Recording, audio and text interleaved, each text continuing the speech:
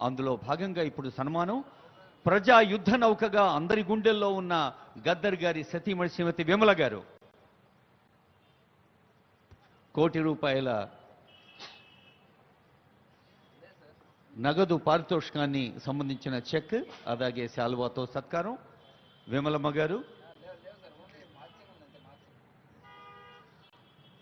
అప్పటికప్పుడే పాటలు కట్టి ప్రతి మాటలోనూ పాటల్లో ఉన్న సౌందర్యాన్ని అందచేసి సామాన్యుల గుండె చప్పుడును దశాబ్దాల పాటు పంచిన గుమ్మడి విఠల్ గారు గద్దర్గా మరి అందరి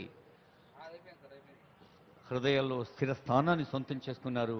గద్దర్ గారి కుటుంబ సభ్యులకు శుభాకాంక్షలు. అమ్మ విమలమ్మ గారికి నమస్సులు.